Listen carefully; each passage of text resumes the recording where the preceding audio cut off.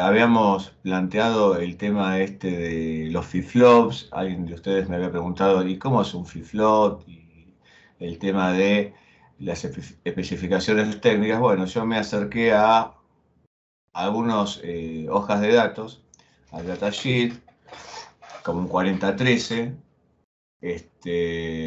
como que vemos acá. Bueno, normalmente con el 4013 trabajo mucho más con la línea OnSemi. Puede ser cualquiera en realidad. Y todo lo que es del punto de vista de la tecnología, otra vez, hablando a veces con sus compañeros de primer año, que también están haciendo los primeros pasos, con respecto a lo que es el armado, y el tema de las alimentaciones, el tema de las versatilidades, bueno, a veces uno queda totalmente, a ver, no le prestamos atención. Lo hemos visto mucho en un multisim, funcionaba o no funcionaba, y cuando venimos al tema del armado nos encontramos que, bueno, acá se puede llegar a quemar y hay algunas situaciones que lo vamos a tener en cuenta. Y voy a aprovechar este momento, no puedo evitar ser ayudante, profesor, ganar tiempos con respecto a lo que son temas de armado, ¿sí? Como adelantarnos un poco de algunas cosas que sí se pueden hacer y cosas que no se pueden hacer, y algunos tipos de características que estaría bueno que lo planteemos acá. Tal vez que puedo llegar a ser redundante en algún contenido, tal vez que esto ya lo vieron en otro lado, y una versión diferente, ¿no?, de las cosas. Bueno, está bien, acá, porque lo tenía acá preparado y lo tengo en el pizarrón también, vamos a hablar de un flip-flop tipo 4013, que es un flip-flop de tipo D. A ver, me aparece con una descriptiva de elementos, me habla de características de, digamos, del MOS. Después voy a hablar algunas cosas técnicas de este dispositivo. Y me habla que hay, por ejemplo, líneas de control, que la habíamos visto. Fíjense, acá me aparece el set, me aparece el reset, me habla del clock, ¿sí? Y que tiene sus salidas Q y no Q. Bien. Después dice que tiene unos diodos de protección. Ahí después voy a charlar un poquito de esto, que son estos diodos de protección. Pero especialmente estos diodos de protección tienen mucho que ver con la tensión estática. Ustedes, cuando se cargan de estática en el cuerpo, la tensión llega a valores de casi 2000 volts de tensión promedio. Y esta tecnología es muy sensible a la estática. Es decir, cualquier cosa que ustedes le hagan y se descargan sobre el componente, lo destruyen, ¿sí? Entonces hay unos diodos de protección que pueden salvar de esa estática.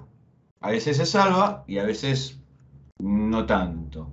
Bien, después me habla de la fuente de alimentación. Acá es un tema, ¿no? Porque, y lo voy a agregar a agrandar un poquito más, ¿sí? Como para que, si lo están viendo en celular, se pueda ver un poco más claro. Me habla que la tensión de alimentación está entre los 3 volt a 18 volt. Voy a hacer, y así charlamos un poquito. ¿Qué pasa si yo supero los 18 volt? ¿Qué les parece que puede pasar?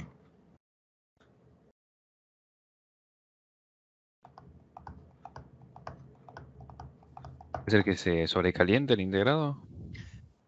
Exactamente, se sobrecalienta.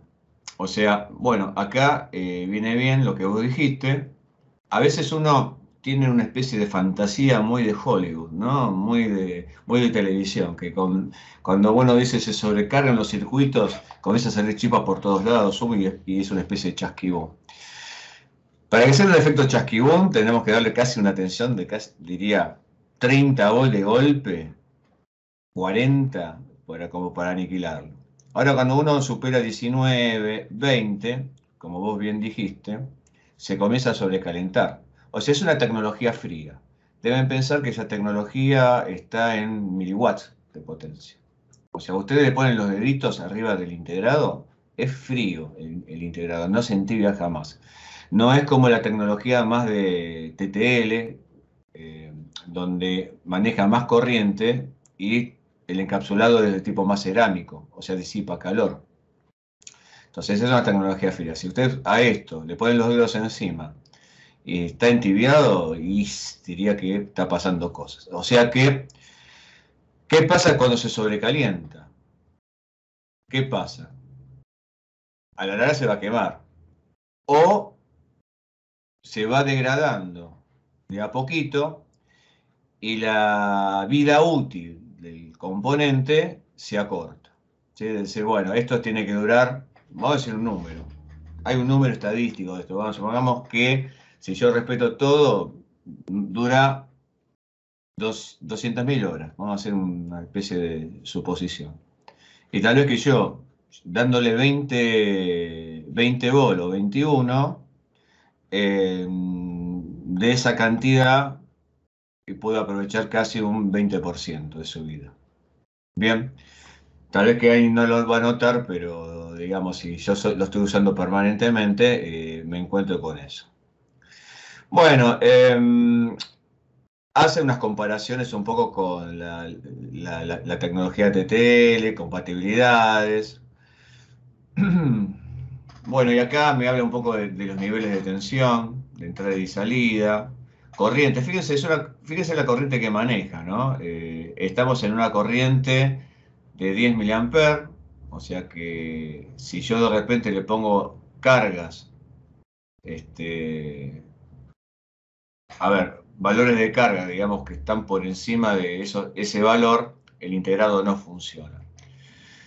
Que también es un tema porque cuando tienen que poner un LED a la salida del flip-flop para que funcione, y bueno, tienen que calcular que la corriente tiene que estar por debajo de los 10 miliamperes. Vamos a hablar un poco de los diodos también, que estaría interesante marcar esta etapa.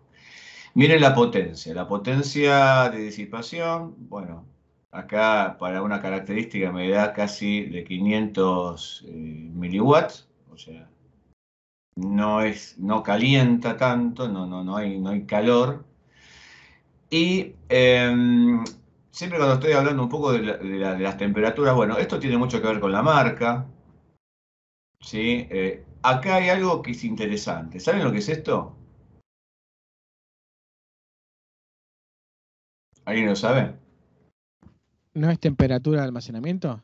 Exactamente, es lo que acumula el calor.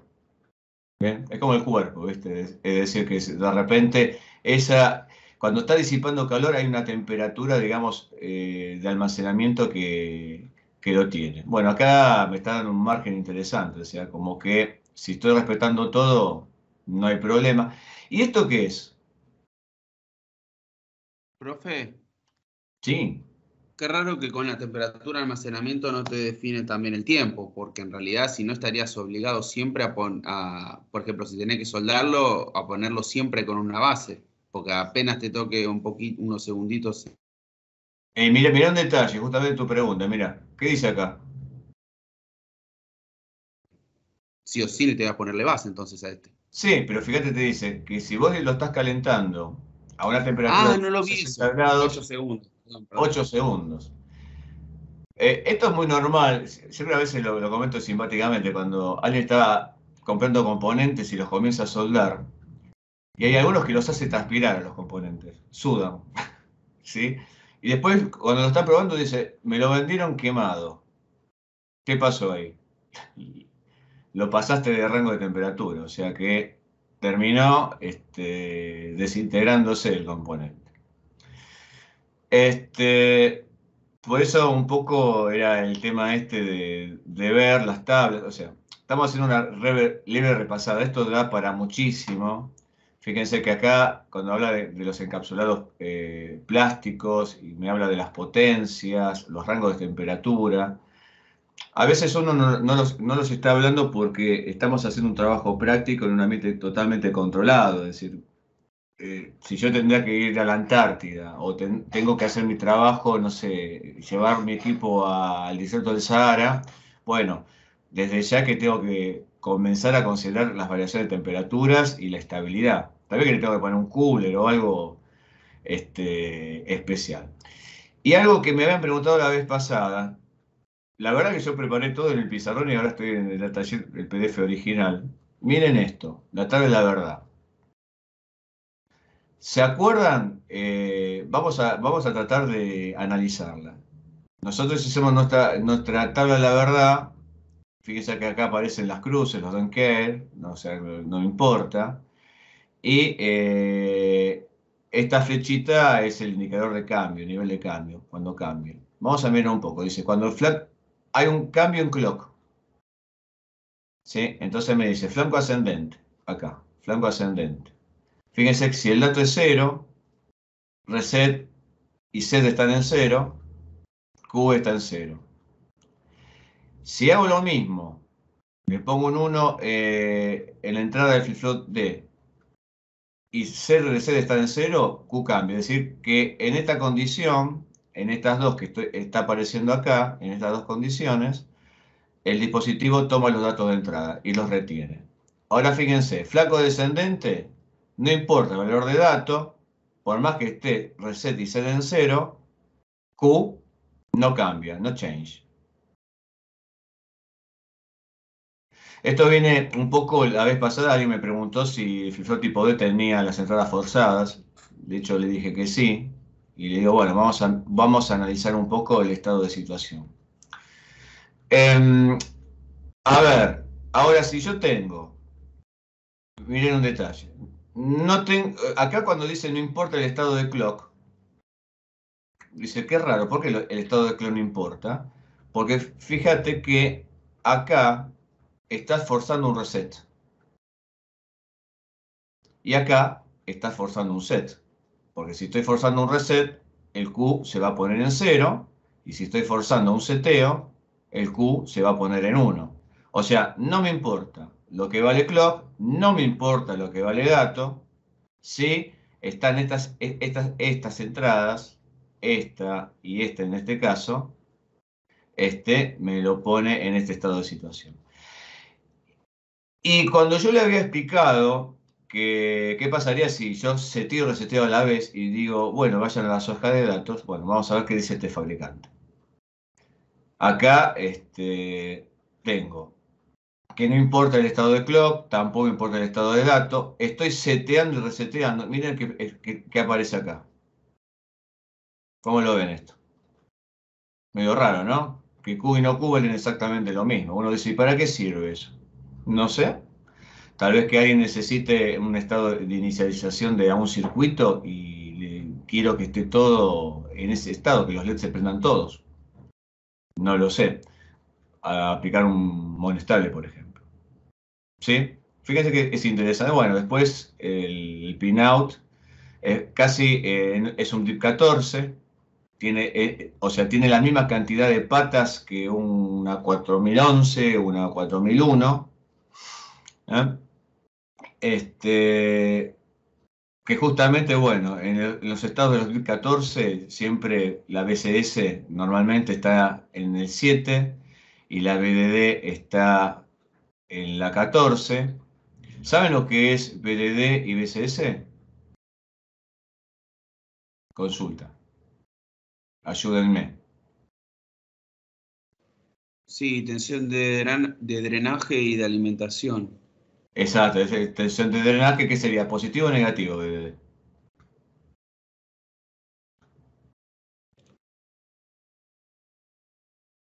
Te maté. Positivo. Hola. BDD. No, positivo siempre, los dos. No, depende del canal siempre. Siempre cuando Bueno. estás hablando de canal de tipo N, la BDD. Después les voy a dar una charla genérica, porque tal vez que el tema de los diodos quedó muy, muy en el aire.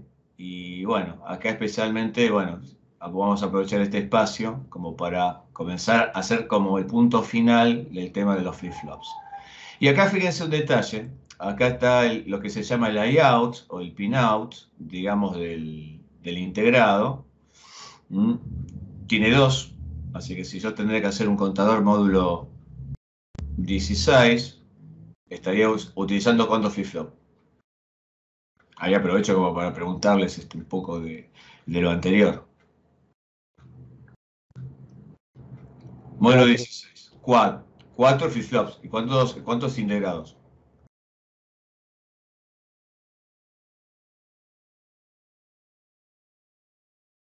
¿Un integrado, dos integrados? ¿Cuántos?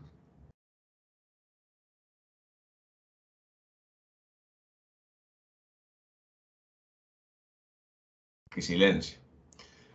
Bueno, quedaría eso pendiente. Bueno, voy a darle la ayuda. Son 2 integrados. Desde ya. Bueno, ahora voy a mi pizarrón. Bueno, acá, pues yo digo, terminé hablando de las hojas de datos que tenía ahí disponible, que había preparado. Bueno, acá tenemos el otro, que también es otro clásico, es el 4027, que es un flip-flop de tipo JK. Vamos a ver si se puede ver. La verdad que no tiene tanta la nitidez que el otro era el PDF directamente. Y fíjense que estamos hablando de tensiones iguales de 3 a 18. Me hice la pregunta, ¿qué pasa si le doy 2,5 bolas al flip-flop? No No pasa arranca. nada. No arranca, bien. O sea, si estás bajo de batería, no te va a funcionar. Bueno, acá me habla lo que es el fan out. ¿Saben lo que es el fan out? Yo voy preguntando, como para ir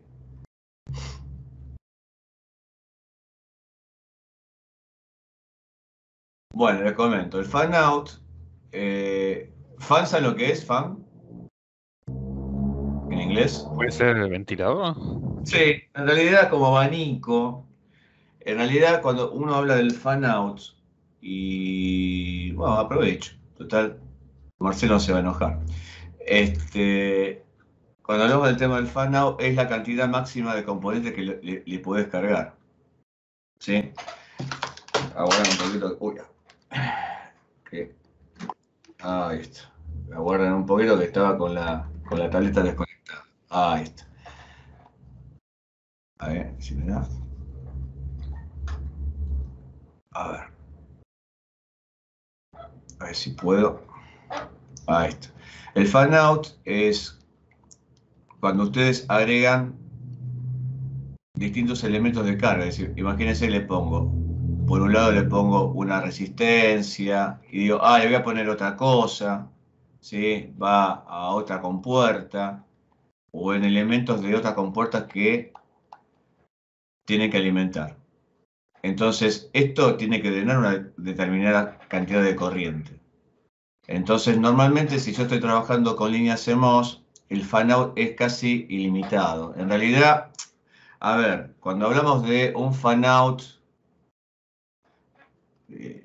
TTL, ahí sí, donde están trabajando con mucha corriente, a veces el fan-out es de 10, que quiere decir que puede abastecer hasta 10 compuertas. Y cuando estamos hablando de un fan-out de una CMOS, tal vez que uno tiene una cantidad de compuertas que puede llegar a 30 compuertas como promedio. Bueno, esto siempre es discutible en función de lo que le vas a cargar normalmente. ¿Sí? Entonces, bueno, esto es cuando estamos hablando del fan out.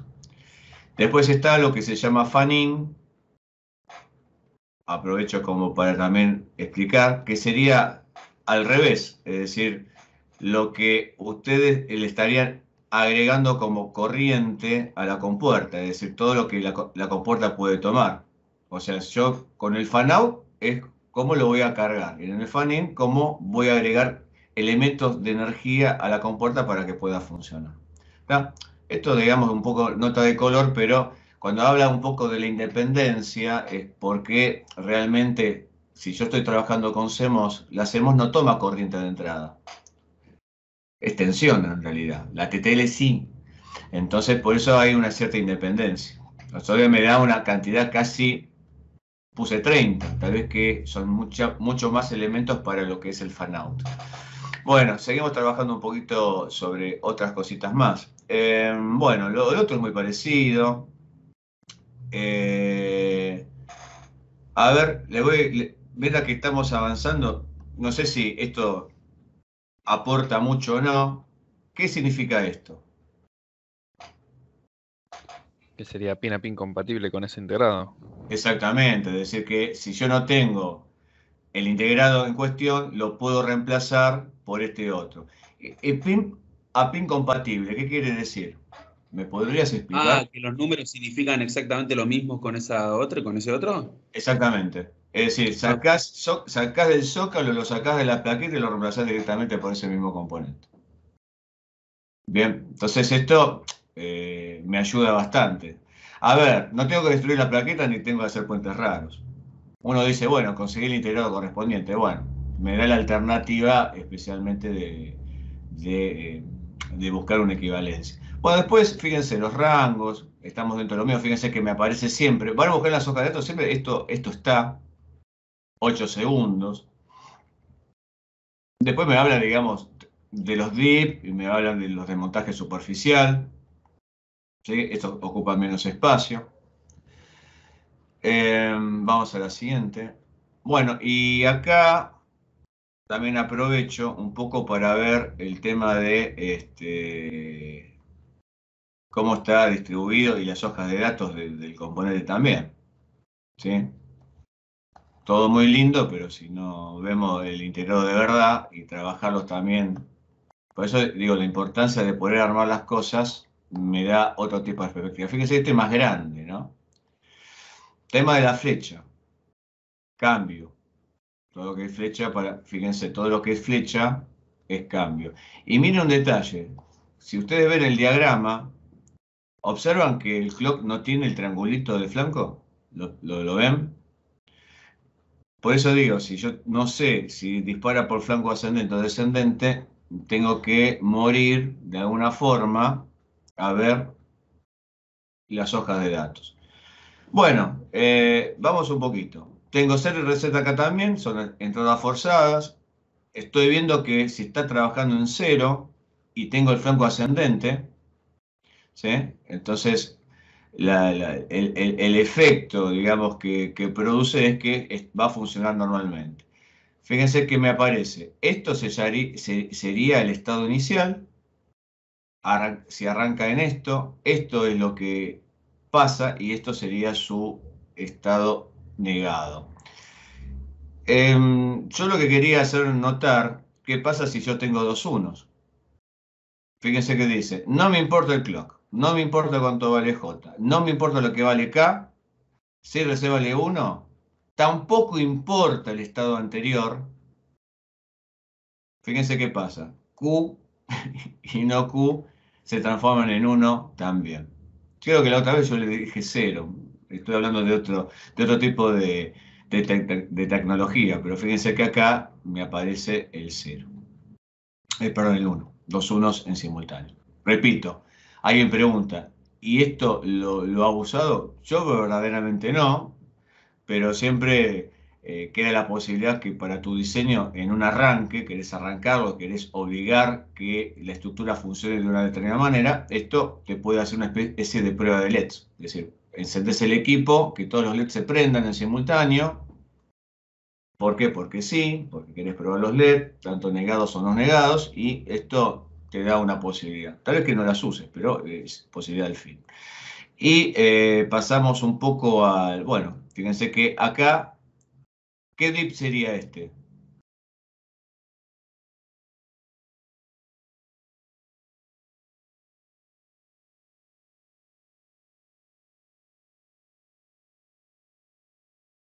¿14 es?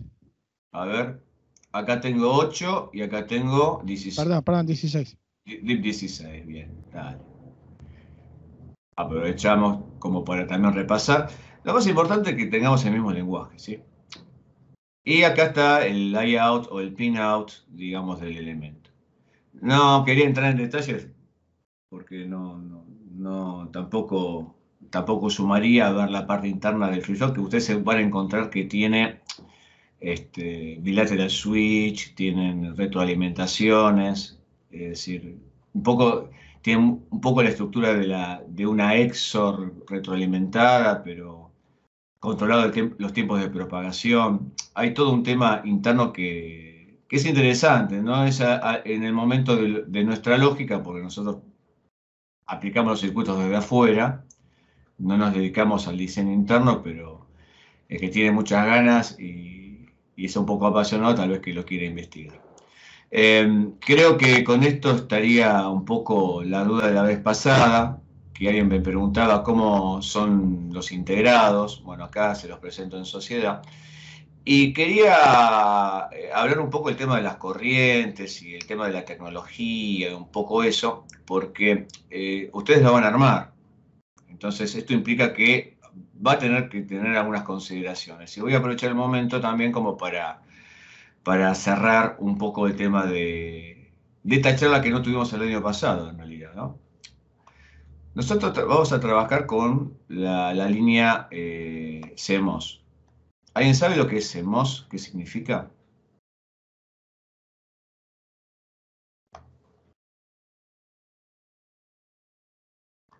Es complementario MOSFET, ¿puede ser? Sí, exactamente. Esto viene de un transistor llamado MOS, que viene, sería metal óxido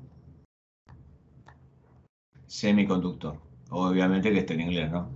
Todo. Y esto es de la palabra complementario.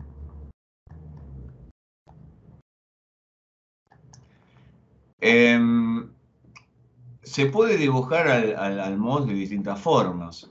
Hay una forma simplificada, que es más tirando a un transistor llamado FET. Lo voy a representar así.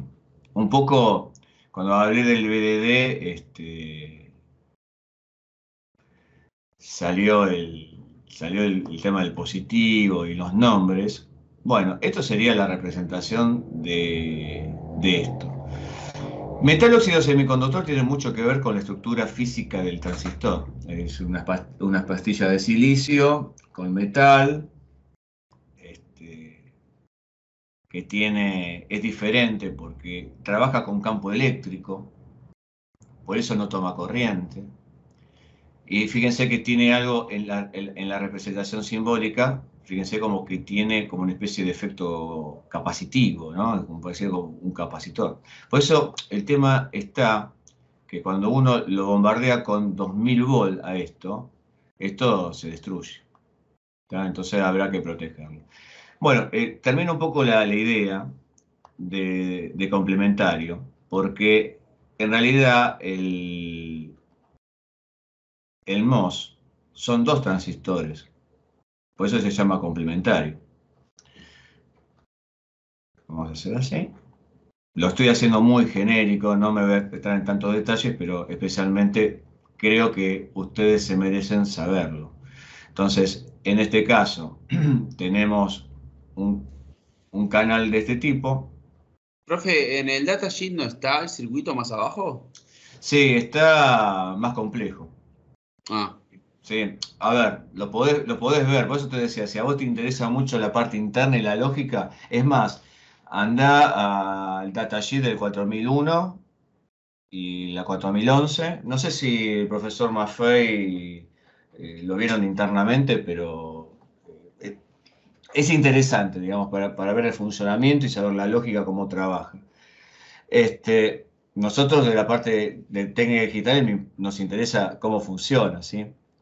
Entonces, esto es un canal P, esto es un canal N, ¿sí? Y esto para mí es lo que se llama complementario, ¿sí? Y acá hay un punto medio, ¿está? Es decir, bueno, y acá viene, o están unidos, hay un elemento, digamos, de nexo entre los dos transistores, ¿sí? Dependiendo del estado lógico que vos le agregues, dispara uno, dispara el otro. Profe, Sí. nada, no importa, me olvidé. Ah, bueno, listo. Bueno, el tema en particular no es hablar un poco de este transistor y su desarrollo. Un poco les decía el tema del complementario. Eh, habla de unos diodos. Habla de unos diodos. Yo voy a hacer un transistor nada más, ¿sí? O vamos a hacer algo así, mejor, ¿sí? Vamos a hacer algo más familiar. Una compuerta digital. Ya sabemos que adentro hay transistores, hay cosas. Y uno dice, pero ¿cómo usted protege de alguna manera la compuerta. Bueno, mira, lo que va a aparecer son unos diodos de protección que están puestos de esta manera. Son ultra rápidos, ¿sí? Están puestos como para proteger de un nivel de estática que puede llegar a aparecer. Fíjense que lo puse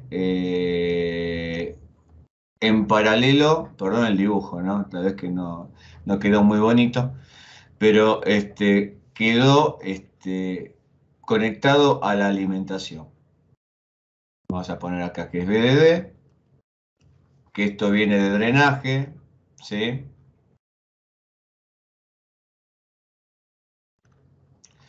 Y acá la BCS que viene de source, ¿sí? O lo que sería para nosotros fuente. Bien. Y recordamos entonces, el tema de BDD, acuérdense de algo muy importante, positivo y negativo. Voy a hacer un par de preguntas, a ver qué ustedes pueden llegar a decir. ¿Qué pasa? ¿Qué pasa si me equivoco y hago esto?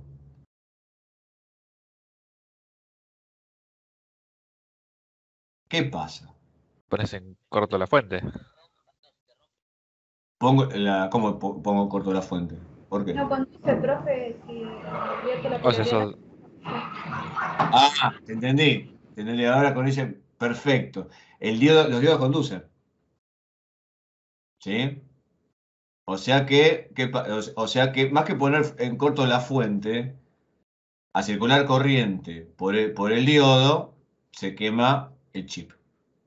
O sea, estos diodos de protección que tiene internamente es como, ¿cómo podemos decirle? Es como la pena de muerte que le estoy dando si me estoy equivocando. O sea ¿qué tienen que hacer siempre antes de armar todo? Verificar el tema de la fuente de alimentación.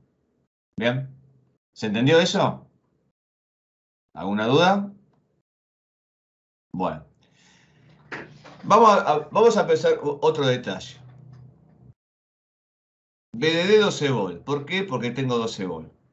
Este es 0 volt. Lo mío bien es muy democrático. ¿Por qué? Porque sí. Le voy a poner un estado alto a la entrada, un high, de 12 volt. ¿Le va a pasar algo al integrado?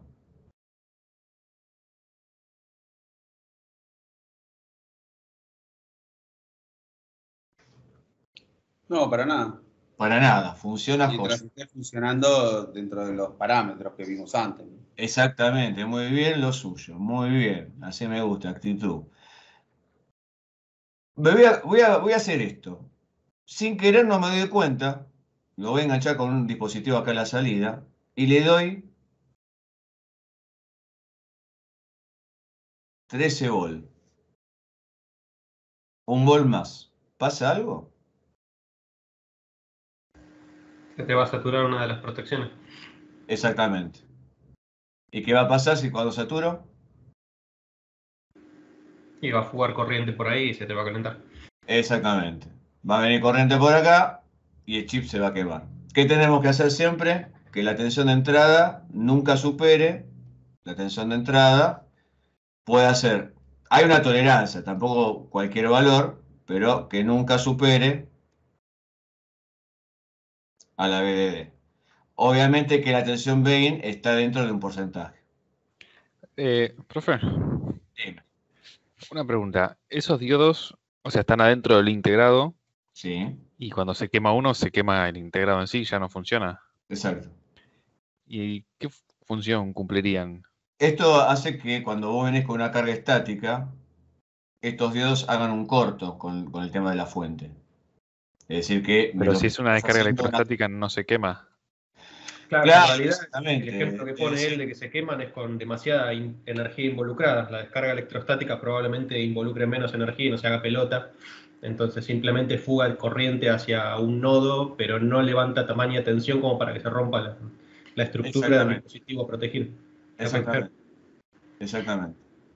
Es más, normalmente lo que se hace, fíjate en las estáticas, viste que se pone la bolsa antiestática o se pone una especie de esponja grafitada que cortocircuita también a los terminales. Entonces eso te ayuda mucho en la protección. A ver, un poco por qué viene el cuento esto que le estoy diciendo. Uno dice, bueno, ¿y cuál es el sentido de un poco de la explicación? El sentido de la explicación es que si le pones una tensión más elevada al dispositivo, lo vas a quemar. ¿Sí? Eso seguro. Que si vos te equivocás la polarización, lo vas a quemar inmediatamente. Porque uno dice, bueno, pero si pongo un transistor, le pongo la polarización al revés, no pasa nada. Bueno, la tensión estática que soporta un bipolar es 3 veces más de resistencia que un CMOS. Acuérdense que el CMOS trabaja con campo eléctrico. O sea, yo me acerco, lo descargo, y es un capacitor que absorbe energía. Entonces me va a quemar un poco el tema de la juntura del canal.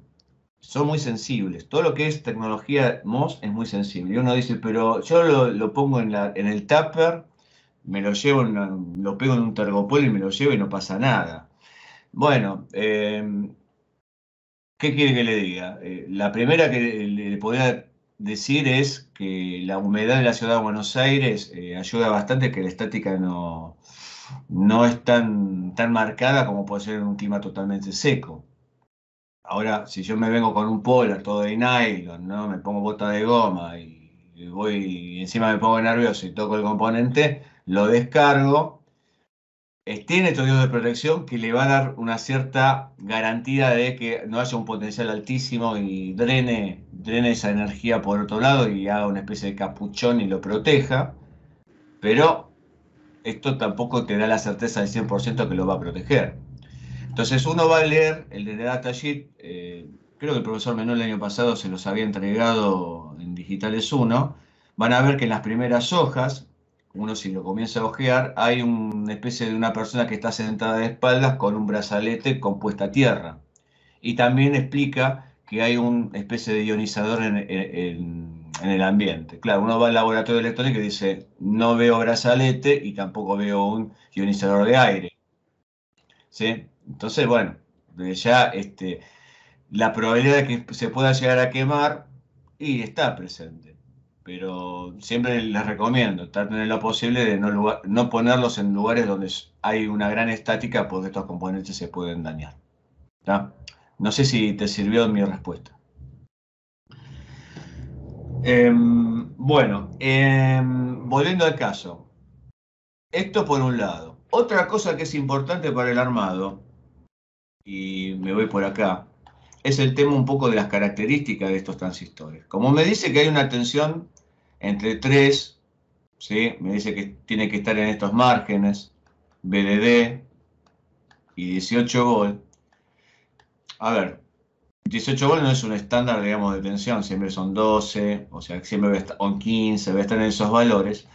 Tiene mucho que ver también cuando ustedes están armando los circuitos con respecto a las cargas, porque fíjense que hemos hablado de corrientes máximas que salen del flip-flop, también va a salir de la compuerta, entonces es importante tener esto como también presente. Acá tenemos la compuerta, y me salió medio feo, vuelvo a hacer el tema de la compuerta. Esto es el tema de polarizar. Yo ya tengo que pensar que no es un elemento pasivo, sino que es un amplificador.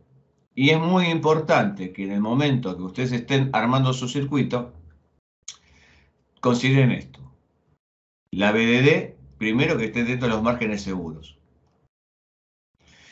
Algunos dicen agregar un capacitor puesto a masa como para sacar todo lo que sea ruido de fuente. Estoy considerando que tienen una fuente sin ripple. Recuerden que ripple es ruido de fuente, ¿sí? Es decir que lo voy a poner por acá como para charlarlo. El ripple es como un ruido de este tipo, un zumbido, ruido de lancha, y a veces se pone a un tipo de capacitor. Voy a hacer así lo mío es muy rápido. Le ponen un capacitor al proto de tal manera que la señal que pueda obtener sea lo más lineal posible. Sí, porque este ruido puede generar perturbaciones en el funcionamiento del circuito. Por eso, si es una fuente ruidosa, no le sirve como fuente. Batería, y no va a haber problema porque la batería no tiene ruido de fuente.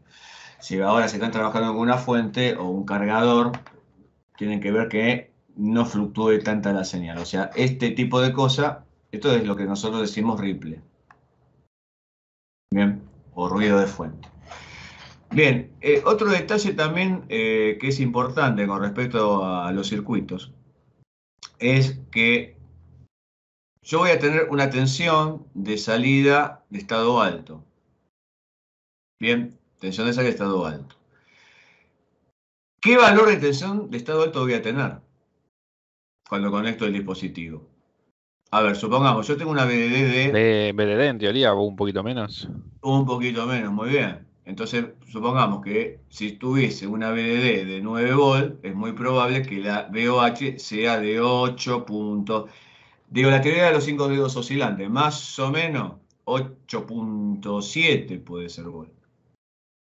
O sea, a ver, conclusión, que la BDD es aproximadamente igual a la VOH.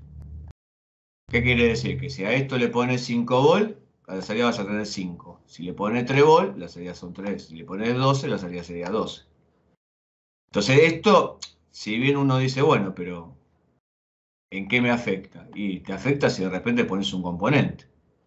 Vamos a suponer que el componente que le voy a agregar a esto es un LED y una resistencia. Tan simple como eso.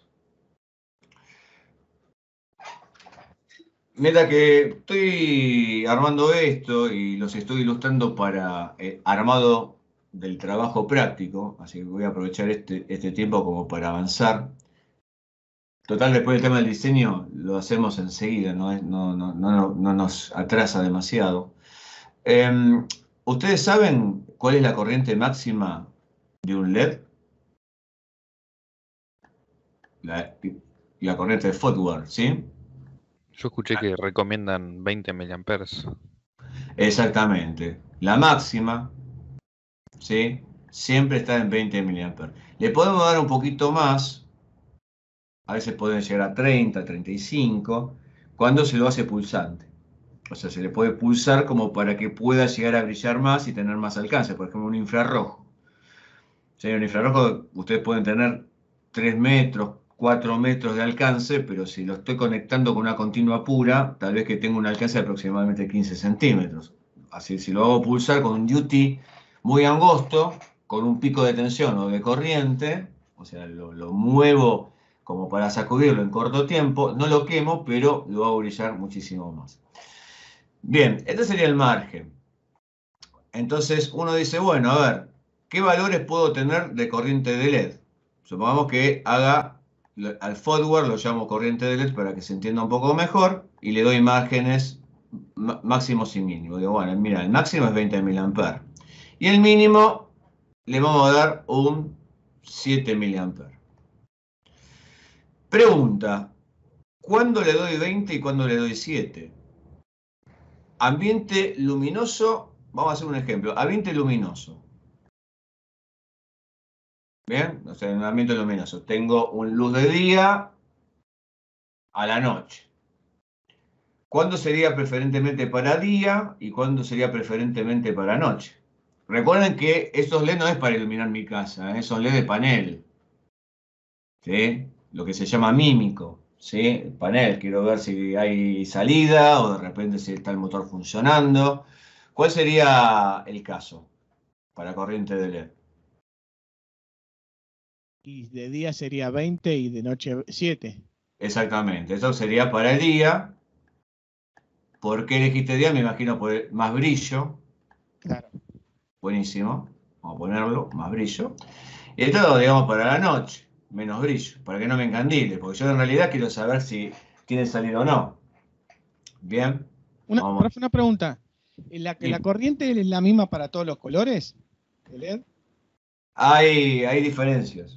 Hay diferencias, sí, sí. A veces, normalmente es 20, pero ahí llegás a 30, depende del tamaño.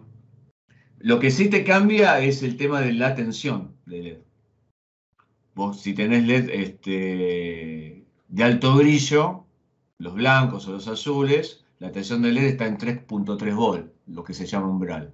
Y tal vez que si vos tenés un LED rojo, eso es lo que ahora viene le estoy tirando datos genéricos, un LED rojo está a veces entre una tensión entre 1.8 y 2 volts.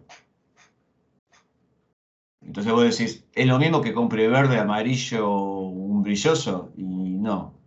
A ver, si yo tengo, digamos, la posibilidad tecnológica que no me afecta esas variaciones de tensión, porque en realidad es la tensión que me aporta y eso también me va a generar también una variación de corriente y depende de la tecnología. Es decir, estoy medio complicado y por eso quería mostrarles un poquito esto porque el flip-flop es ñañoso. Perdonen que no sea demasiado técnico con mi palabra. ¿Qué quiere decir? Si al flip-flop le sacás más corriente de la que te puede drenar, vieron que me hablaba de una corriente de 10. Es decir, si yo de repente le pongo 10 y no me va a andar, va a estar apagado. Ahora, si le voy a dar un 7 y que tengo menos brillo, va a estar funcionando sin problema. Entonces es importante la fundamentación técnica de los por qué. Por eso venimos por este lado. Así que no, hay diferencias. Sí, hay diferencias. Por eso siempre, cuando compras a un tipo de LED con determinadas características y conoces la marca, hay que fijarse bien. Hola, sí, ¿me estabas hablando? No, yo estaba escuchando, entendí. Listo, perfecto. No dije nada. Gracias. No, está bien. A ver, bueno, por eso te digo, siempre esto es el estándar son 20. Es el estándar, es el genérico. Tensión de LED. Bueno, acá es lo que yo le decía. Tiene una dependencia del color.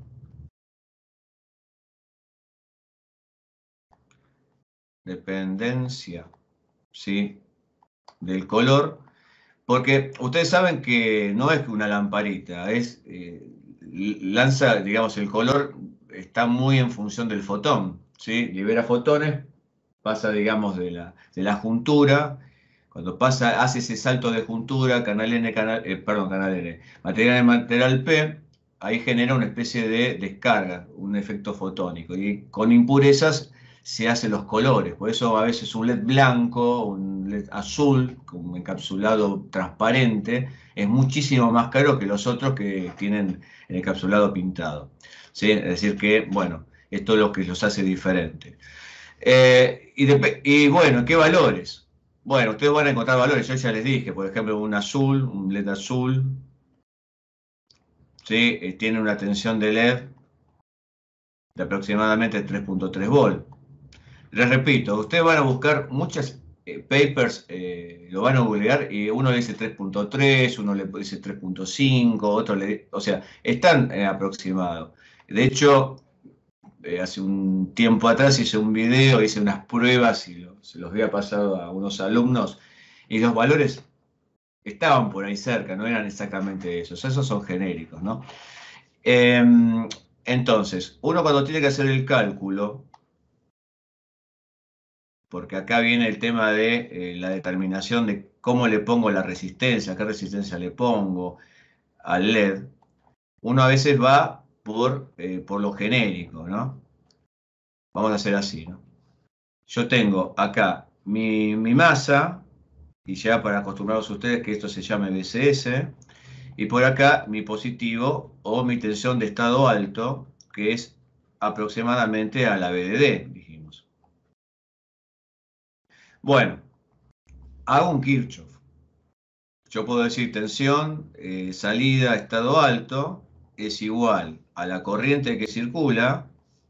Ahí le vamos a poner la corriente de forward o la corriente de LED, multiplicado por la resistencia, más la tensión de LED. ¿Sí? No es muy complicado, pero tal vez que ustedes al momento de elegir la resistencia y las potencias, bueno, aprovechamos este espacio como para cerrar un poco el tema del armado. O sea, a mí me importa que ustedes comiencen a armar y es importante que estas cosas las conozcan. Esta charla, las que se las debía del año pasado. Como no se armó, no pude explicar esto, así que se los explico ahora. Entonces, acá hay varias incógnitas. Esto lo pueden poner Esto vos te compras el LED, lo sabés, la tensión de salida la sabés. Es decir, como que va a quedar como un elemento de variante la R. Entonces digo que la R va a ser tensión de salida estado alto menos tensión de LED dividido la corriente de LED. Bien. A ver, vamos a jugar a unos valores. Yo siempre digo, cuando no sabes lo que vas a comprar, digo, bueno, vamos a hacer algo. Impongo un valor, 1,5 volt.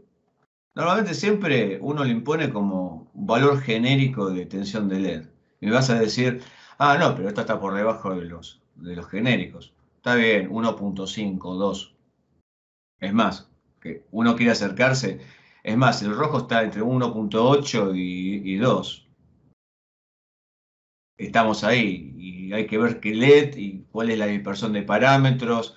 Bueno, lo vamos a generalizar en 1,5. 1,5 volt la caída de tensión de LED. Vamos a hacer una especie de simulacro. Tensión de salida, 10 volt para que me resulte fácil. Y la corriente de LED, ambiente intermedio, 10 mA. Pregunto a ustedes y ayúdenme, por favor. ¿Cuánto da el valor de la resistencia? 850. 850. Muy bien, así me lo dio con seguridad.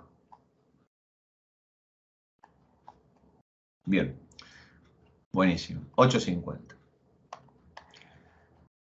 Digo, bueno, ahora me voy a comprar una resistencia. ¿Me la venden así? ¿Me da una resistencia de 850 y me la dan? No, esa creo que no. No. No, Una de 820 o 910. ¿Y a quién le va a llevar el apunte? Entonces, bueno, teniendo esto en cuenta, que no me lo van a vender, yo tengo escalas, a ver. 1. Vamos a ver el 5%, ¿no? 1, 1.2, 1.5. ¿Después qué viene? 1. ¿Saben los valores de la resistencia? 8. 8, bien, dale. 2.2. Dale. 2,7. 2,7, buenísimo, dale. ¿Qué más? 3,3. Bien, ¿qué más? 3,9. 3,9, dale 4. 4,7. Bien. 5. 6,6. 6. Ah, 5. Después que viene 8. 6,8. 6,8, perdón. 6,8. 8,2. No, 6,80. Y 8,2. Ahí está. Bueno, ahí tienen. 9,1. Sí, 9,1 ya estamos con otra tolerancia. ¿Está? No, nos paramos ahí. En realidad después vendría el reciclado de esto. Por eso te digo, después depende de la tolerancia, podés tener más valores intermedios de todos estos que hay. Yo siempre digo, cuando ustedes van a comprar, estos serían los genéricos del barrio. Ahora, si querés algo del 1%, vas a tener mayor precisión. Hoy hay algunos que después les cuento cuando liman la resistencia, para tener algo más de precisión. Pero esto ya es armado jovista. Bueno, después esto se multiplica. Esto se multiplica por 1, ¿sí? O se multiplica por 10, se multiplica por 100, o sea, sería 10, sería 100, 120, 150, 1, un K2, un K5, un K8, 2K2, 2K7. Lo único que no le voy a nunca a pedir es código de colores. Porque a veces la mayoría que dice, ¿sabe, profesor? No distingo los colores porque la luz blanca del ambiente me los hace confundir. Así que algunos que hacen, lo miden y después sacan por el error de la tolerancia el valor. A ver, de lo que yo tengo esta tablita doméstica, Profe. casera. Sí, decime. ¿Y el diodo no lo puedes medir también para saber la caída? Sí, ¿Con un tester? sí. Es más, esos 0,7 volt es de fantasía. ¿Sí? 0,7 volt sería un valor promedio cuando le das muchísima corriente y te va a tender a mover un poquito. O sea, la caída del diodo no es fija. Va a depender especialmente de la corriente que le estés dando y eso te va a dar un movimiento de la caída de tensión. Pero ¿qué pasa? Ese movimiento es poco. Normalmente un diodo de silicio promedio tiene una caída de 0,63, 65, ¿sí?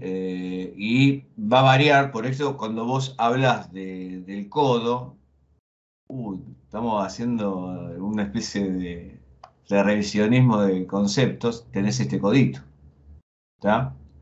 Entonces uno le dice, bueno, a partir de acá conduce, acá hay una fuga, porque a veces hay una pequeña corriente y es como que en un momento dispara. A veces ese valor está en 0,64, ¿tá? Y cuando vos le vas subiendo un poco la tensión, es como que comienza a disparar más corriente, ¿tá? Pero lo podés medir sin problema. A ver, entendamos una cosa en particular con el tema de los elementos. Son elementos reales, es decir, yo saco de un paquete un componente o el fabricante que hizo, fabrica 1000 y saca de esos 1000 saca una muestra y hace una hoja de datos. O sea, yo la hoja de datos que tengo es un muestreo de componentes, pero tal vez que yo saco o me venden uno y es diferente y tiene una dispersión de parámetros. Por eso cuando ustedes calculan en analógica un valor de corriente, hay una tolerancia de valor. Por ejemplo, ustedes lo miden y tal vez que le da una corriente, no sé, le voy a decir una tontería, una corriente de colector de 1 miliampere. ¿Sí? Ahora, eso es en la teoría. Y cuando voy a la práctica me dice, es 1.1 miliampere o 0.94 miliampere. Uno que va a decir, está mal porque no me dio exacto. No, tenés dispersión de fuente, dispersión del transistor, tolerancia de la resistencia. Es decir, si hacemos una propagación de error, obviamente que va a aparecer problemas en el cálculo. Por eso siempre cuando hablan de los diseños de los componentes electrónicos, en analógica hay un error promedio de un 30%. Si vos tenés entre tu cálculo y la realidad un 30%, estás bien. Como me dijo un viejo técnico, siempre hay un potenciómetro para ajustar. O sea, siempre tenés un pote, tenés algo para un ajuste fino, lo llevas. En digitales acá es un y cero, acá no hay mucha vuelta. Bueno, volviendo al caso. Pero si lo querés medir, agarra un circuito y dale para adelante. ¿Qué elijo? Tomando esto en cuenta. Y 820 820. o un K. ¿Qué hacemos? Yo, ¿Un K o yo iría 820? por un K. ¿Por qué un K? Me gustaría escucharte. ¿Por qué un K? Y porque me parece muy bajo los 1,5 voltios. Bien, Por en un K me aseguro realidad, de que tenga un poquito menos de corriente. ahí está. Muy bien el concepto del diseñador. Siempre cuando uno elige una resistencia por encima. ¿Por qué? Porque yo lo calculé por una corriente. Si yo subo la resistencia, la corriente es un poco menor. O sea, estoy dentro del margen de protección. Ahora, si yo bajo la resistencia, tengo más corriente. A ver, tal vez que para nosotros hablar de 820 y un K no nos afecta en nuestro circuito. O tal vez que sí, porque una flip-flop, si esa variación me genera una corriente de 10 mA y puede llegar a no funcionar. ¿Está? Fíjense, por eso cuando a veces se piden los componentes, siempre le pedimos una resistencia de un K. Siempre hay algo, un K en la cartera de la dama y en la mochila del caballero. Bien, y bueno, y si yo voy a la casa electrónica y le digo, hola, ¿qué tal? ¿Me vende una resistencia de un K y me la vende así de una? ¿O necesito más datos? La potencia. Potencia. ¿Y qué le pido acá? ¿Qué potencia? Un ¿Cómo cuarto de calculo la watt. potencia? ¿Eh? Las de un cuarto de watt ¿Por qué? o un octavo. Y porque van a manejar muy poquita corriente. Digo, muy Bueno, poquita potencia. perfecto. Vos lo tenés en el concepto práctico. ¿Cómo lo fundamentamos esto? Bueno, esto es Y fácil. bueno, la tensión que cae en el resistor por la corriente que va a pasar por ahí. Exactamente. Puede ser I O el cuadrado cuadrado por de R R, también. B cuadrado sobre R. Bueno, vamos a elegir esta, ¿no? ¿Qué valor tendría la potencia? Entonces, ¿me ayudan? La 10 resistencia. miliamperes. Vamos siempre con el teórico, ¿eh? No hacemos el recálculo. Así nos resulta más fácil los números.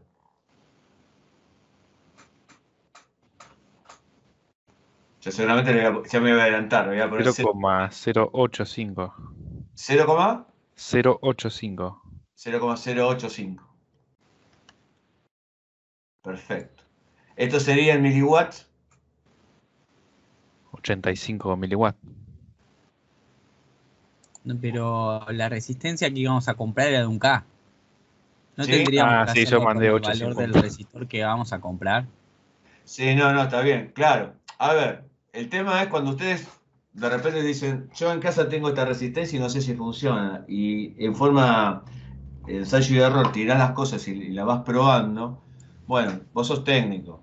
Acá el compañero me dio un concepto técnico. Me dijo, mira, consume poca corriente, tirale una de 1/4, que va a andar. Eso es práctica. Ahora, si yo quiero la fundamentación, decime por qué. Digo, ¿de dónde sale eso? Bueno, fíjense que acá tenemos... Para lo Serían que es 100 la miliwatts. electrónica, la diferencia de precios en resistencia no es nada. Entonces, mientras más potencia tenga, mejor. En realidad no te va a salir tanta diferencia. Sí, pero tienen mayor tamaño. Bueno, sí, está bien, pero bueno, Y bueno, tiene mayor tamaño. Porque imagínate que vos estás casi si el armando una espacio es plaqueta. reducido te complica, es Claro, verdad. si vos estás armando una plaqueta que tenés un espacio reducido. No digo un SMD. Sí, pero poner un SMD que tenés también tema de potencia. Pero ponele que estás trabajando con un estándar. No es lo mismo tener un caramelito de 1 watts que tener una de 1/8. Y me decís, bueno, yo si compro una resistencia de 1K, de 1 watts, ¿funciona el LED? Perfecto. Pero te voy a decir que casi esa resistencia tiene el tamaño del integrado, casi la mitad tiene. ¿Tá? Cosa que en la de 1/4 es una gotita. Bien. ¿Cuál elijo de estos 4? 1/8, ¿cuántos watts son? 0,125. 0,125. Bien. En un cuarto, 0,250. dale. Y medio, 0,5. 0,5. Esto para que ustedes sepan. Bueno, fíjense, yo tengo esta potencia y tengo que elegir. ¿Cuál Ahí sería? serían 100 miliwatts en realidad. Claro, exacto. Es decir, que elegirías esta por defecto. ¿Sí? Pero tal vez que cuando vas Yo a me iría por la comprar. de abajo igual. Claro, Pondría un cuarto. exactamente. Es decir, tal vez que vos en el estándar conseguís esto. ¿Eh? Yo le estoy tirando toda esta información porque si ustedes no tienen los componentes, por ejemplo, tal vez que le digo, ¿y por qué pusiste esta resistencia acá? Y no va a decir, "Y no, porque funciona".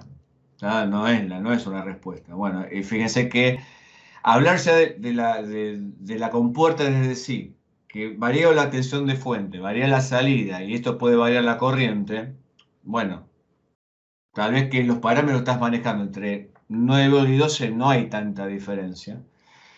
Es más, en algunos casos uno ha bajado las tensiones como para que las cosas funcionen. Es decir, a ver, pasaba algo y yo cuento esto como experiencia y ya pasamos a los circuitos. Yo sé que esto le cierra un montón de cosas, ya como para poder armar, y dice cuándo estaremos armando todo esto. Pero la experiencia era que había alumnos que en la casa lo iban armando, porque a veces por cuestiones de tiempo se arma en casa. Y se viene con el proto, armado todo. Iba al laboratorio y lo conectaba y no funcionaba. ¿Sí? Y no se le había salido los cables. ¿Cuál era el problema? A ver si alguien sabe por qué. ¿Cuál era el problema que no estaban funcionando bien? O sea, en casa le funcionaba bien. Iban al laboratorio con ese circuito, lo conectaban y no andaba. Era la fuente, no correspondía a la tensión de fuente. Lo habían probado con un valor determinado de fuente. ¿Sí? Tal vez que estaban trabajando con 12 y lo estudiaban con 12 y después lo estaban probando con 5. O sea, cambió desde los cables, las resistencias, se habían puesto algunas cosas que esto generaba un tipo de inconvenientes. Otro detalle más, no los quiero aburrir, es el tema del armado y el aire. Yo no sé si lo hablé con ustedes, porque a veces estoy repitiendo en varios lugares y me olvido. El tema de los circuitos. Cuando ustedes arman los circuitos, el año pasado creo que lo hemos hablado y se los había marcado. Recuerden el tema de poner una resistencia siempre en la entrada de la compuerta. ¿Se acuerdan cómo se llamaba esta resistencia? Pull down. Pull down. O sea, siempre agregar un pull down. Esta tecnología, la línea MOS, en realidad los pull down, recuerden que no consumen corriente las compuertas en sus entradas. Y tampoco me tira demasiada corriente como decir, mirá cuánta corriente le saco la CMOS. Entonces, siempre recuerden cuando ponen un pull down en el armador, es una resistencia alta. Es más, había uno que no tenía y le puso uno en un K y bien. O sea, funciona. Siempre uno busca resistencias altas, ¿sí? 10K sería un promedio de pull down por una línea CMOS, recomendable. Uno dice, y me quedé sin resistencia de 10K y tengo una de 22K, tengo una de 47K. ¿Sirve? Perfecto, ponela, no hay problema. ¿Sí? Quedaría medio desprolijo desde el punto de vista tal vez en el armado genérico que uno puede hacer, pero está funcionando y es para probarlo. O sea, no tengan miedo en el momento de poner resistencias de tipo pull down, ¿sí? Recuerden que son altas. Lo importante de una pull down o una pull up, que sería poner la resistencia positivo, es que esa resistencia no genere consumo, ¿sí? Que realmente sea consumo mínimo. Bien. Los ayudé con esto, les abrí un poco más la cabeza, les saqué las dudas de los integrados. ¿Alguna duda que quieran hacer? Seguramente debe haber muchas dudas y podemos estar charlando toda la noche. Pero ya creo que con estos tienen los elementos como para comenzar a armar los circuitos. Y si no funcionan, saben que hay un problema de la corriente. ¿Sí? Es tratar de no sacarle 10 mA al flip-flop o al 4027 o al 4013. Traten siempre de reducirle la carga. Es más, prefiero que brille menos el LED, pero que se vea, más en las filmaciones. Recomendación, filmen con luz un poco más, más tenue, como para que se pueda ver el brillo. Pero la idea es un poquito es esto, digamos, que no asustarse. Pero obviamente que la línea MOS, para que pueda trabajar con las corrientes, deberían pensar siempre en agregarle a la salida una interfase de este tipo. Bien, es decir que ustedes hagan una parte de potencia donde pueden drenar la corriente que ustedes quieran. Sí, puede ser un BC548, por ejemplo, un BC548 es un clásico transistorcito que para manejarle no hay problema. Ahora, si necesitan más potencia, bueno, será un transistor diferente, ¿sí? Entonces acá no me sobrecarga la salida de la compuerta y funciona sin problema. Bien. Bueno. ¿Alguna duda? Y ya pasamos a los ejercicios, especialmente como para trabajarlo acá en clase. ¿Qué quieren hacer? Escucho.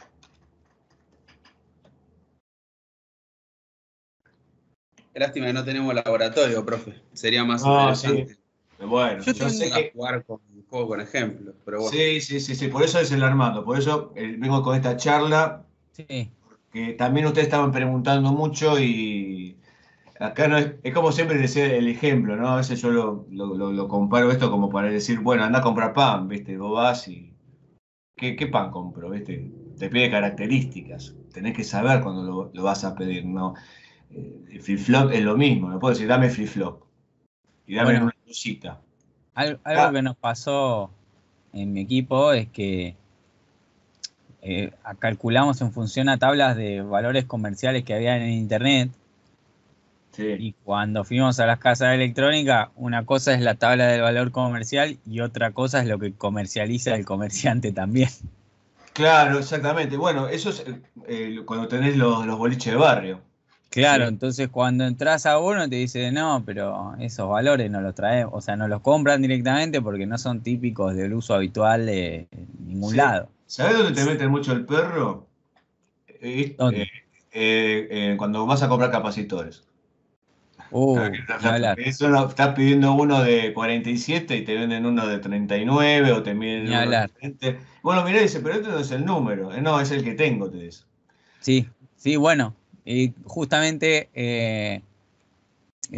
cuando hicimos la compra, habían valores de capacitores que eran los que más alteraban al TP los valores de los tiempos.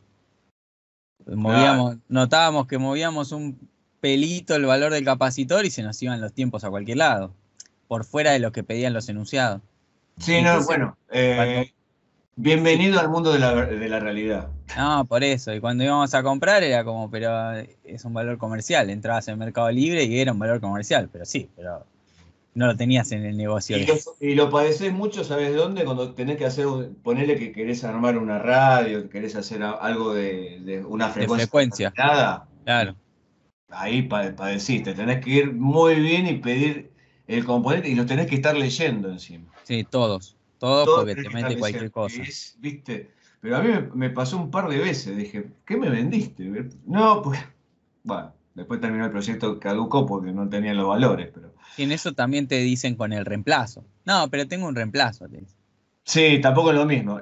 Además, en los componentes, cuando uno desarrolla, yo desarrollé tiristores, ahí mientras tanto le estoy ya armando el ejercicio en cuestión.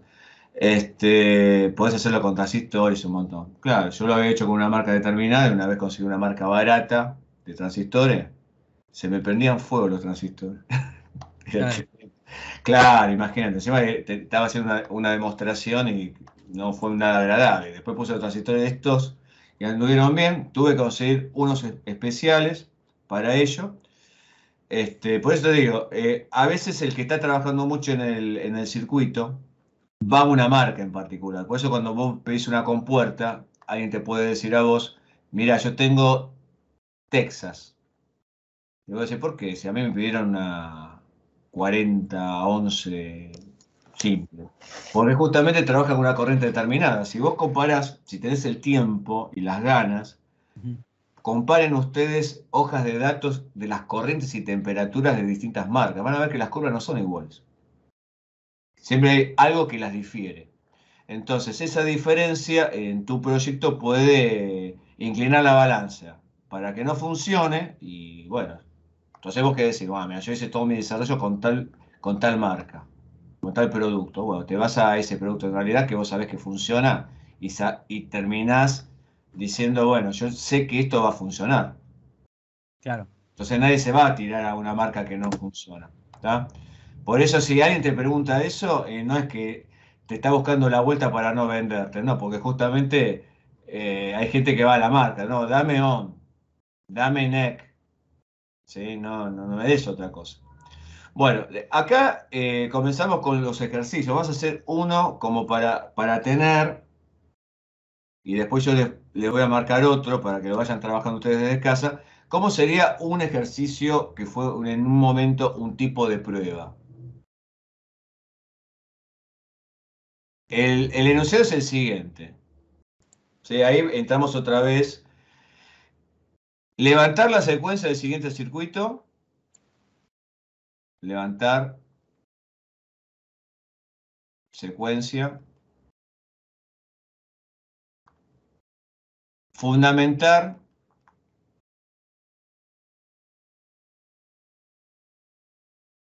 con flip-flop JK y lógica. Profe, Sí. ¿qué es esa compuerta con dos círculos? Ah, no la terminé.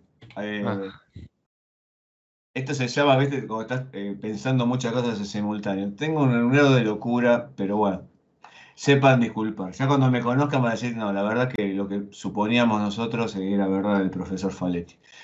Es una compuerta AND con entraditas negadas, así. Acá vamos a tener el clock y acá es lo que se llama entrada serie. Entrada serie. Acá tenemos Q0, Q1, Q2 y Q3. Vayan tomando nota y vamos marcando un poco la estructura.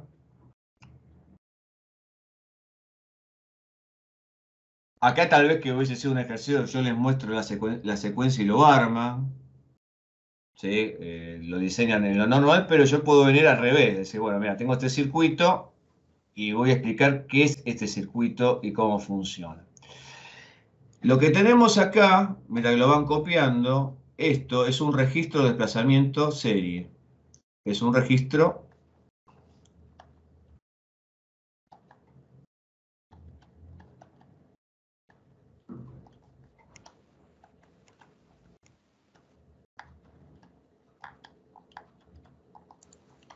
bien, es un registro de desplazamiento.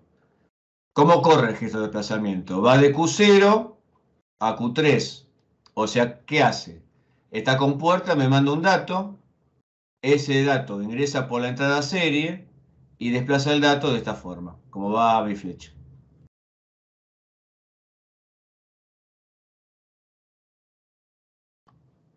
Lo saco un poco para que no esté contaminado el dibujo, es un desplazamiento serie. O sea, serie, entrada serie, salida paralela, ¿no es cierto?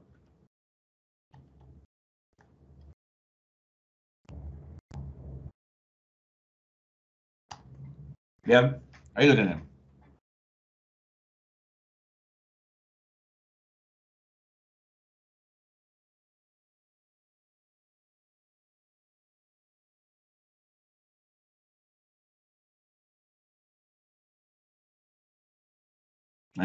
Se los dejo para que lo vayan copiando y vamos a resolver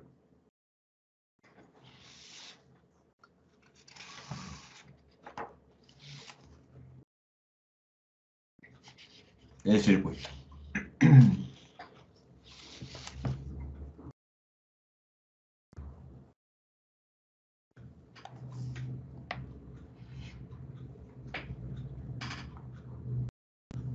¿Ya puedo correrme un poquito?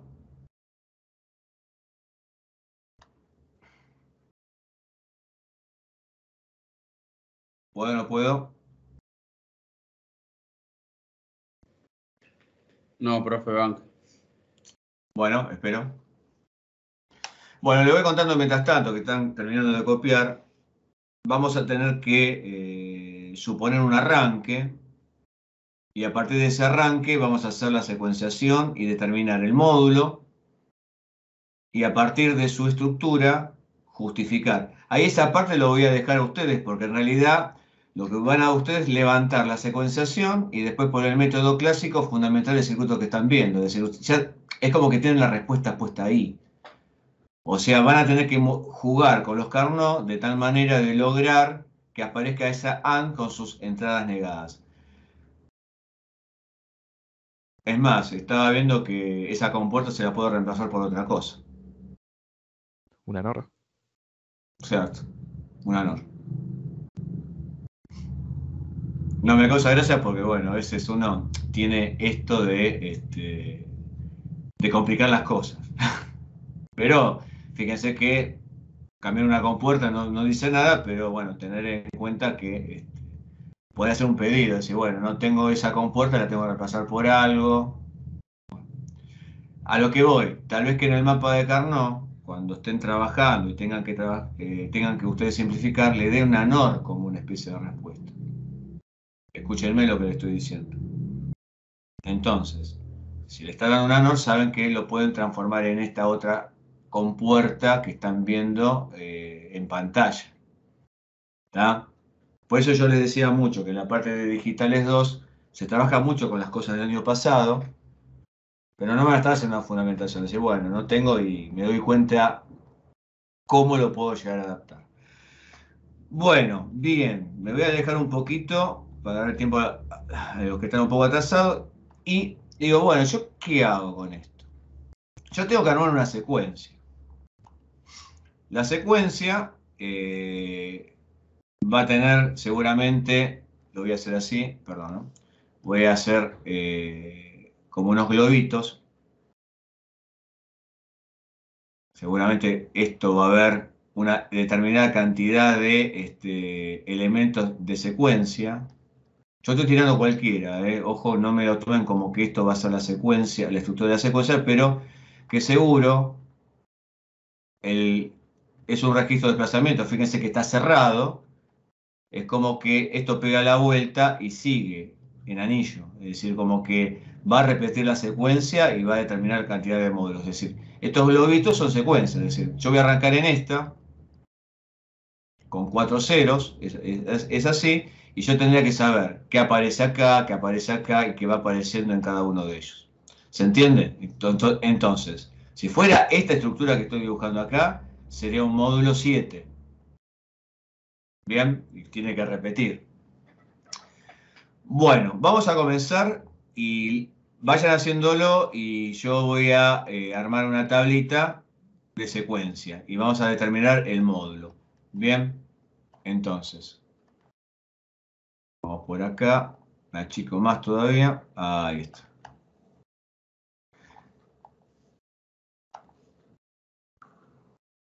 Entonces, me armo una tabla, o puede ser esto también, ¿eh? Esto normalmente lo que he dibujado de izquierda también se hace como, se llama diagrama de secuencia esto. Esto es un diagrama de secuencia. Lo van a ver mucho en hojas de datos, en muchos lados donde se trabaja así. Entonces, voy a armar una tabla, pero después van a tener que hacer los don't care, los comodines y todo eso. Pero bueno, yo voy a hacer. Arranco con. A ver, tendríamos que pensar en Q0, que es el primero, Q1, Q2 y Q3, ¿no? Son los tres. Y yo les había dicho a ustedes que vamos a comenzar con el 0. Yo me tiro varios renglones porque, digo, no sé, en realidad sí sé qué es el circuito, es otro de los clásicos de registros, porque en realidad fíjense que hablamos de registro de desplazamiento en esto, pero tal vez que lo que estoy logrando acá es una especie de contador. Recuerden que los registros son contadores también, ¿sí? La única diferencia que tienen como estructura, se lo voy comentando también porque ustedes lo van a tener que armar, es que tienen este formato, es decir, aparece un registro de tipo D y después aparece otro enganchado de esta manera, otro enganchado de esta manera, ¿sí? Y después, bueno, aparece todo el tema de la lógica. Y recuerden que el clock entra también en simultáneo a cada uno de los flip-flops. O sea, es un contador de tipo sincrónico. Bien, a ver. 0, 0, 0, 0 es el arranque. Bien, ¿cuál sería la siguiente secuencia?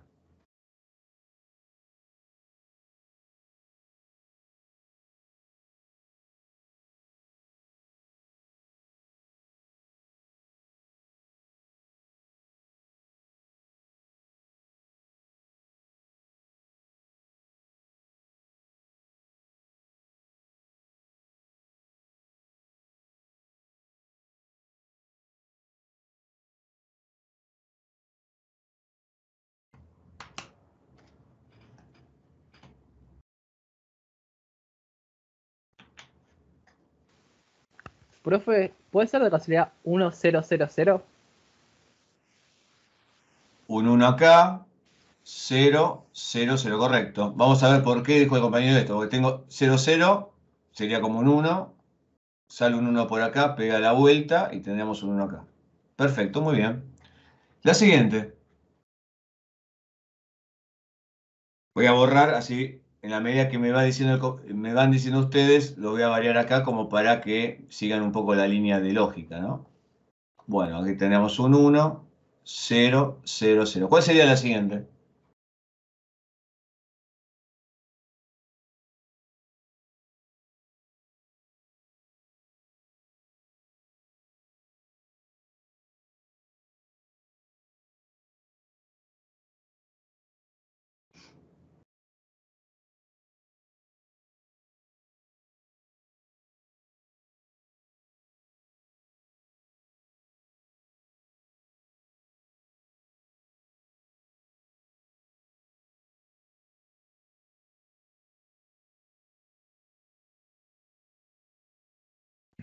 0010.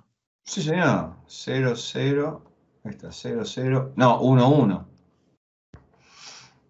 Sí, digo eso. Sí, creo que sí te entendí. Dale. Bueno, vamos por más. Vamos por más. Como el goloso acá.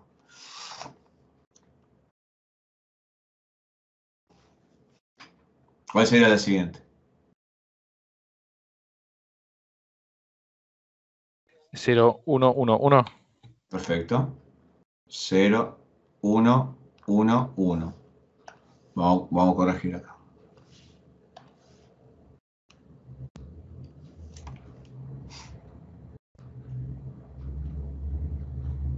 ¿Cuál sería la siguiente?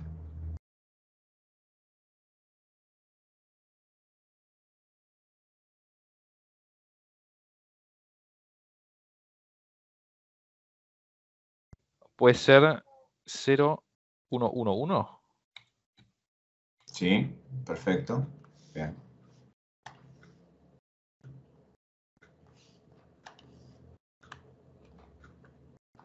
La siguiente.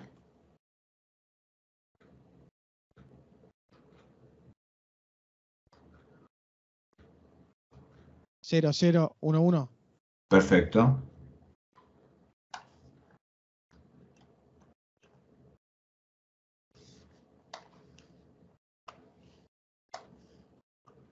La siguiente.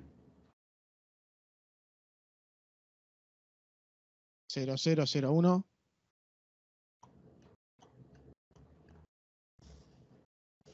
Bien. La siguiente.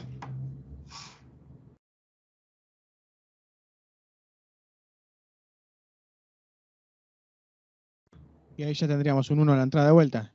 Exactamente, volveríamos al... 1000. No, porque justamente acá vos tendrías... este producto te genera un 0 acá. Ah, claro, 0000. Y esto se desplaza y se hace todo 0, 0. Bien. Bueno. ¿Se entendió cómo es el procedimiento? O sea, tomarse la paciencia de revisarlo. Perdón, ¿la última cuál era? 1, 0, 0, 0. Ah, Eso acá. Y esto te genera volver otra vez al inicio. ¿arranca en 0000 o 0001? No, no. 0, 0, 0, 0. Ah, está bien.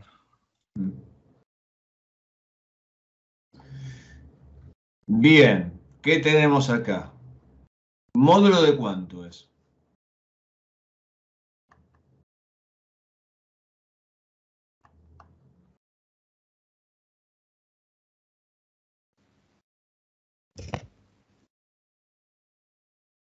A ver, ahí abre el micrófono. ¿Módulo de cuánto? ¿Cuánto es el módulo? Ah, siempre le pillo a esto, tengo que estudiar más, pero 7 sería el módulo. 7, muy bien. Vamos, ya lo aprendí. Grande, muy bien. Bien, perfecto. Sí, bien. Distinto 2 a la n, porque fíjense que la Claro. cantidad de bits no corresponde a las combinaciones.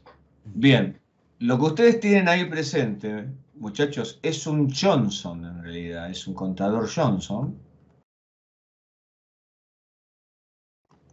de módulo igual a 7. Ustedes cuando vieron el primer contador que habíamos planteado, era un Johnson de módulo 8. También hay un Johnson de módulo 7. Bien. ¿Cuál es la diferencia entre un 7 y un 8? Fíjense que me faltan los 4 unos que tiene el otro contador. Bueno, ¿qué tenemos acá entonces? Bueno, hay que comenzar a plantear la lógica. Es decir, a partir de este sistema que ustedes tienen acá, hay que armar el circuito. Entonces eso ya sería como la actividad que van a tener que trabajar ustedes. Saben que el resultado es este. Acuérdense que el resultado es este. Esto le tiene que dar a ustedes en algún momento. ¿Y dónde le tiene que estar dando esta combinación? Y es como que de repente va a estar puesto acá. ¿Sí? Yo lo voy a dibujar como lo tendríamos que ver. Es como que está por acá, una entrada está puesta acá, ¿sí? Y la otra entrada está puesta en otro flexor que yo no lo dibujé. ¿Soy yo o está trabada la transmisión? No, yo No, no. no. Posiblemente que haya un Salgo y problema de... entro, bro. ¿Eh? Hay que No, decir... salgo y entro a ver si se me... Ah, dale, no te hagas problema. Profe, Sí, ¿le puedo preguntar algo del Johnson? sí, decime.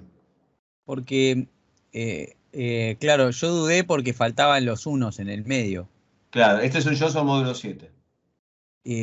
O sea que, porque, ¿qué es lo que hace que sea Johnson? Porque yo pensé que era justamente eso, de que se completaba todos con unos y después se iban borrando. Sí, el Johnson, por ejemplo, el Johnson módulo 8 tienes una distancia de 1. De uno. Acá vos tenés una distancia que se te genera, o sea, la máxima distancia es una Distancia dos. distancia, fíjate, de 2 acá. Sí, Eso es lo que lo hace diferente. Sigue siendo parecido, pero es como que acá tenés un salto. claro. ¿Mm? Pero, o sea, Es un Johnson. Es un es Johnson. un Johnson, módulo o sea, 7. listo, está bien, está bien. Es otro tipo de Johnson, Ah, estaba acostumbrado al otro, por eso. exactamente. Vio, siempre a falta de un 8 hay un 7. Sí. Bien. Sí, sí, tal cual, tal cual. Bueno, yo estaba haciendo un dibujo que estaba dibujando cualquiera. Ahí ya lo vuelvo a dibujar. Ustedes tienen que lograr esto. O sea, si yo tomo en un examen esto, no me dibujen. Ah, no, el circuito que le va a quedar es este. No, no, no. Vos fundamentámelo trabajando con JK el circuito. Es decir, yo sé que me tiene que dar algo como esto. Fíjense, yo lo estoy como que hice los mapas de Carnot, hice toda la fundamentación. ¿Sí? Pero fíjense que este sería el registro de desplazamiento serie. Bien, esto es lo que yo tendría. Yo comenzaría por acá con el Q0, el Q1, el Q2 y el Q3, ¿sí? Y fíjense que esto está enganchado entre Q2 y Q3, así que tendría que tirarlo esto para atrás. Otro también por acá.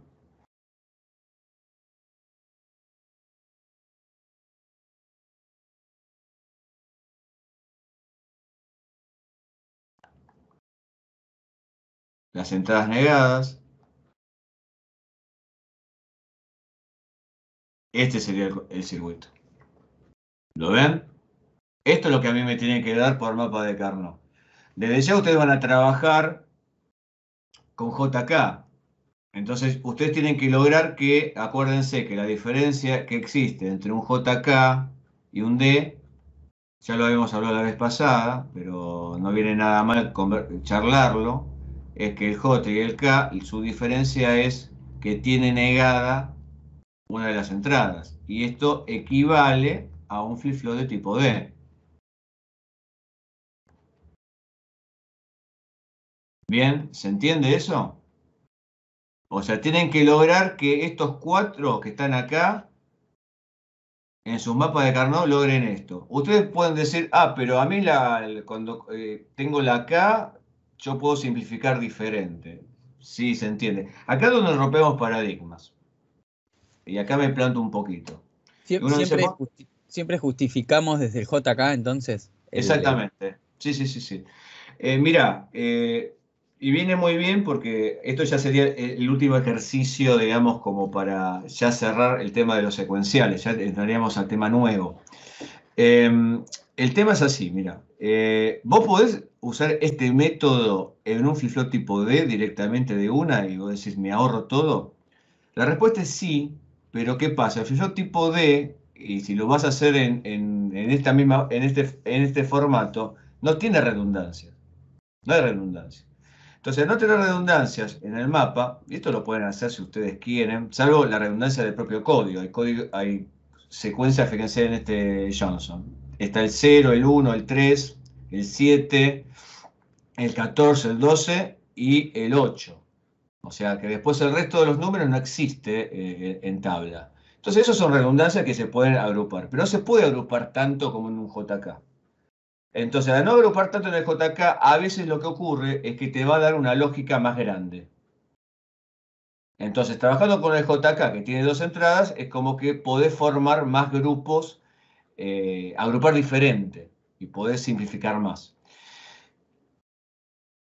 La duda y el paradigma que puede romperse, porque esto es un poco lo que hablamos en diseño, es que yo puedo, a ver, siempre nosotros teníamos el concepto del mapa de Carnot, agrupar, hacer grupos grandes para simplificar más. Acá el concepto del mapa de Carnot es agrupar de tal manera de lograr un circuito más conveniente. Bien, pues ahí cambia el tema. Lo antes era la lógica necesaria, ahora el circuito es más conveniente. ¿Qué es lo más conveniente? Que J sea opuesto acá, ¿sí? Como que sea un flip-flop tipo D. Y si tengo que hacer grupos de comodines nada más, porque no sé, tengo ceros y comodines y... Bueno, el 1 siempre se agrupa, eso seguro. Pero después de ahí puedo tomar hasta un segundo grupo dentro del Carnot con comodines. ¿Lo puedo hacer? Sí, lo pueden hacer. Recuerden que los comodines son ceros o unos. Lo pueden tomar como ceros o lo pueden tomar como unos. Y es válido. Entonces esto ya les va a generar una vuelta de cabeza. Por eso el año pasado, bueno, a veces cuando se daba la clase, creo que algunas veces cuando se hablaba del mapa de Carnot, digo, veremos en el futuro que hay excepciones. Yo dije y no avancé más sobre eso. Bueno, acá estamos ante la presencia de lo excepcional. Es decir, no rompo el concepto de simplificar más rápido. Lo que estoy haciendo es, estoy modificando la simplificación para que me dé un flip-flop de tipo D. Y recuerden algo, y como para finalizar, y ya cerramos la clase, y yo quiero que ya la clase que viene, si no hay dudas, yo sigo con conversores, que es el tema siguiente, que es un tema nuevo. Por eso hacemos la previa y lo vamos a charlar y lo repasamos. Y me gustaría, si alguien lo tiene, ahí lo podamos compartir, cómo hizo sus mapas y cuál fue su experiencia. Estaría bueno compartirlo. Volviendo al caso es, si ustedes pueden lograr que los 4 flip-flops tengan la estructura que estamos viendo en pantalla, eso es un registro. Es un contador registro. Ahora, si yo le busco la vuelta y solamente de los 4 puedo lograr que uno sea un flip-flop tipo D y el resto no, y eso ya es un contador puro. Y es más, sería un dolor de cabeza tener un flip-flop tipo D y 3 JK.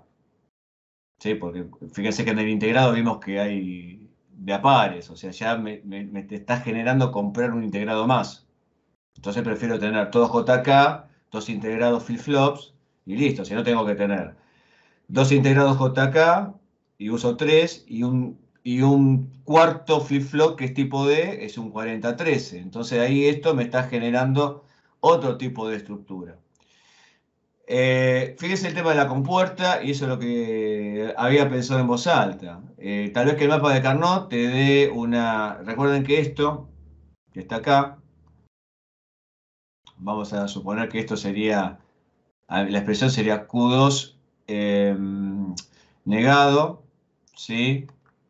Q3 negado, eso sería, digamos, la función. Y por De Morgan, esto es Q2 más Q3 totalmente negado. Tal vez que vos, en tu mapa, te dé esto y te engañe. De hecho, lo he tomado, ¿sí? Vieron que el profesor no es tan bueno. Lograbas esto. Así que acá lo único bueno que ustedes tienen en el circuito, saben que levantaron la secuencia, corroboramos que eso está bien, saben el resultado. Entonces, un poco la idea es que abran la cabeza con este ejercicio y vayan adaptando las cosas como deben ser. Saben la respuesta porque la tienen adelante.